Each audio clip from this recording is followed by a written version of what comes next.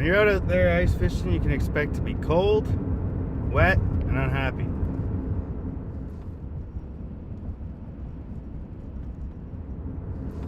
No, I'm just kidding. You're gonna have a great time. You expect to catch fish, hopefully. Be out in the ice, bond with your friends. Good time. Memories for them ages. Once you make it out on the ice, the first thing you got to do is find out where somebody's been fishing before, because they usually know where the fish are. So either look for holes in the ice, or you're going to have to drill your own holes. If you don't have an auger, it's usually good to chip away old holes, and you're good to go. A lot less work and a lot less to carry. Ice fishing can be a very dangerous sport, because depending on the currents and depending on the ice can become unstable. It can float away. It can float away like a polar bear down the river if you're not paying attention real quick. Worst thing is to fall through the ice. Hypothermia sets in very quick, and you got to be able to deal with it with the proper procedures. Right now we're out in Emeryville. We're going to see if the ice is in good condition and see if we can catch some fish. Right now I'm just getting my rod ready, so it's ready when I get out there in the wind. I always do this because it's easier to do it here than out there. Got my nice little lure there. You always use small lures for ice fishing because everything out there that the fish are eating is small this time of year.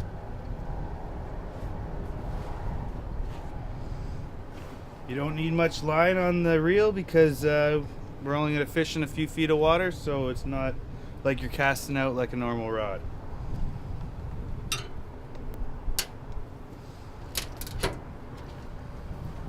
These are some other things we're bringing with us. Fishing rod. This is a hook for pulling out big fish through the little hole. And we use this to scoop off the top, the slush off the top of the hole. If you don't have that, you're in trouble. Over here we got extra tackle. Neoprene gloves, waterproof.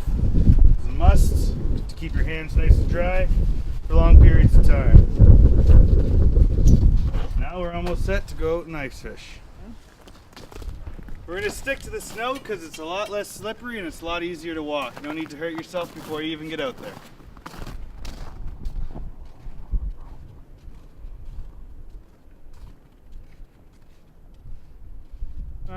Are we going out a little further? Yep, we're going to go out a little further because we need a little deeper water. As you can see, the ice is cracking. It's just air bubbles. Underneath you got a full layer of ice. So you know it's sturdy. This is something you'll find with experience. We're going to set up our little shot.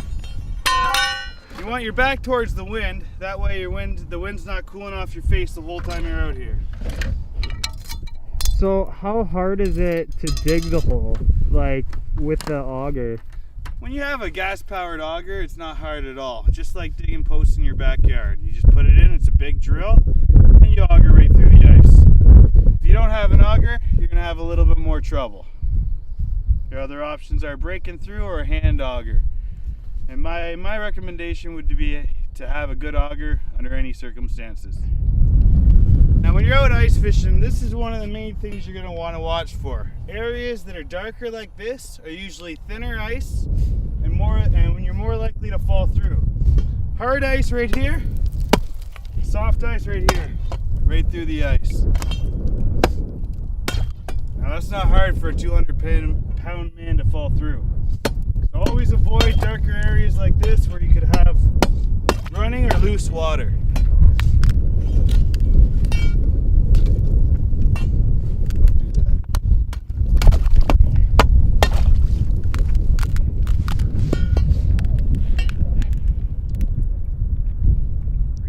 Probably don't want to fish on the edges of that. No? No.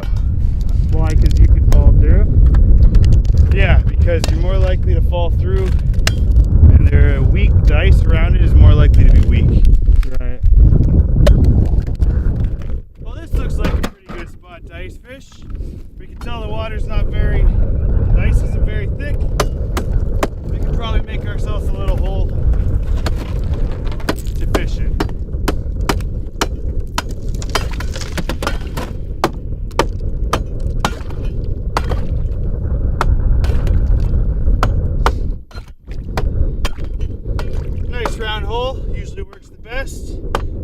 get crazy, the fish you're catching aren't going to be that big anyway.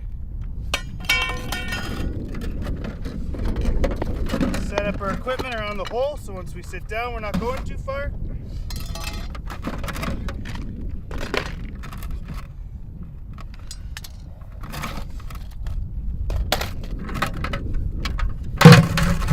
Sit on your bucket.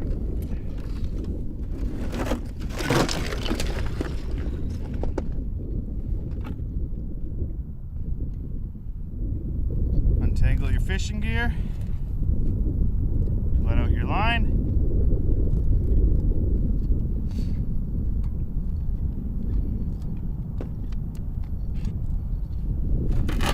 And in the hole she goes. In the winter time, you're going to want to use a smaller bait as opposed to summertime because all the fish are very young at this stage or just being born.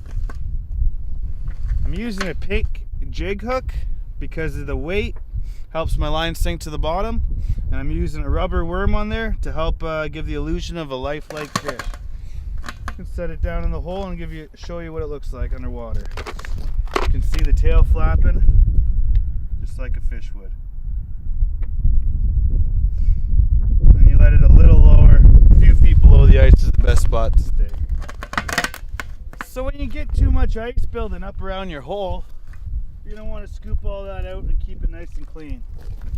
That way, you're not freezing up your line.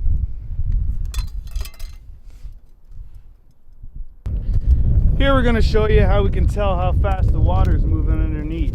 When the water is moving fast, it melts the ice and makes it more dangerous for ice fishers.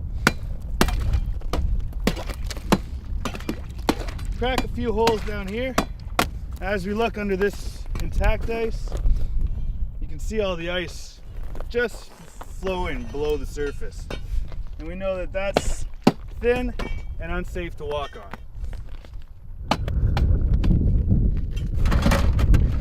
We're going to try a better spot, seeing as we're not catching anything here. Come on, let's go. Be real careful around here.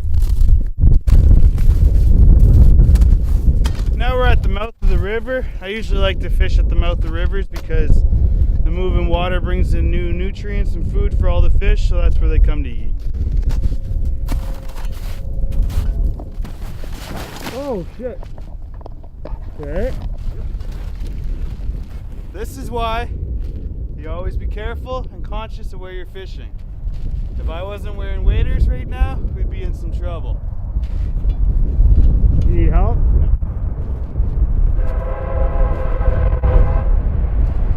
The key is never to panic. You just take your time, carefully roll away from the hole in the ice. That way your waist is placed and you're less likely to make another hole in the ice. We're definitely going to move on to another spot now because this ice is obviously unsafe.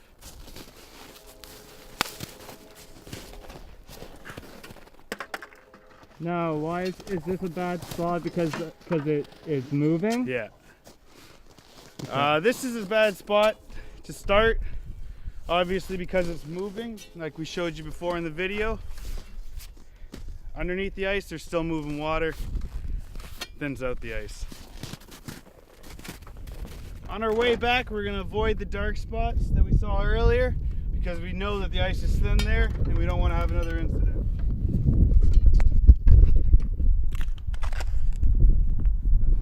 As we said before, the most important part of ice fishing is gearing up properly. You want to make sure you wear a thick coat and a few layers to ensure you stay warm. Always bring a little extra because it's easier to take it off than find a jacket on the ice. I'd recommend buying a pair of neoprene gloves. They're waterproof, very warm, and very inexpensive. They work really well too. You never want to double up on gloves because if they become too tight around your fingers, you'll slow down the circulation and your hands won't ever warm up. And if you don't have warm hands, you won't get very far. Underneath my jacket, I got full hip raiders, neoprene. These are very warm. There might be a little bit overkill for the once in a while ice fishermen, but I enjoy them. Under that, I got a very warm sweater, insulated, and 2 t-shirts on. That way, I'm sure I got enough warmth, extra clothes, and I never seem to have any problems. Once you make it out to the spot you decide you're going to fish at, the main steps to remember: make your hole, chip a hole in the ice, use an auger like we talked about, possibly a hand auger. Once you got your hole in your ice, you scoop any of the slush off the top so you got a nice clear passageway for your line to go down. And then you use a small bait in the wintertime, large bait in the summertime. Once you got your bait in the water, you just wait, give her a few jigs just to give it a little bit of movement, and the fish should start hitting like no tomorrow. The main tips I have for a new beginner would be look, listen, and feel.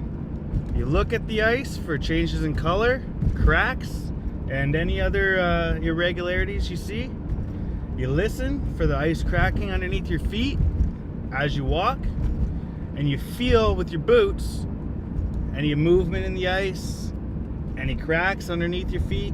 Those are the most important things, because if you have broken ice or thin ice, you're in a dangerous situation, especially by yourself.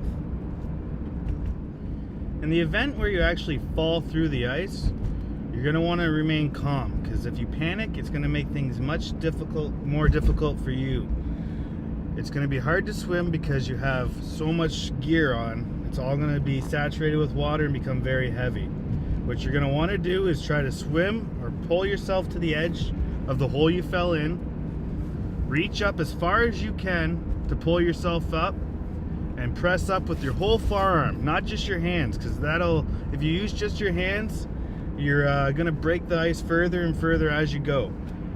If you can, you're going to want to try to pull up your leg and roll out of it. That way your weight's displaced over your whole body instead of just your hands or just your chest like you're pulling out of a pool. So you're going to want to roll, pull, and roll, and then slowly roll far away from where you fell. That way you know that the ice you're standing on is secure. If you have a friend with you and you fall in, make sure they stay back, because 2 people trying to get out of a small hole is twice as bad as 1 person. You can have your friend go get help, or help you and coach you from a safe distance. If you can't get out of the hole and you're by yourself, it's always a good idea to have your arms fully extended on the edge of the hole and with your head out of the water. This will keep you from sinking into the water if you lose consciousness from hypothermia, and you will more than likely freeze to the top of the ice, and it's more likely that somebody will be able to find you in time to save your life. Once you got your load of fish on the ice and you're ready to go for the day, you use your trusty bucket you saw me sitting on the whole day. I fill that right up with my fish and my gear, stroll right back to wherever I came from, get in my car, go home, clean them up, serve them to mama for dinner.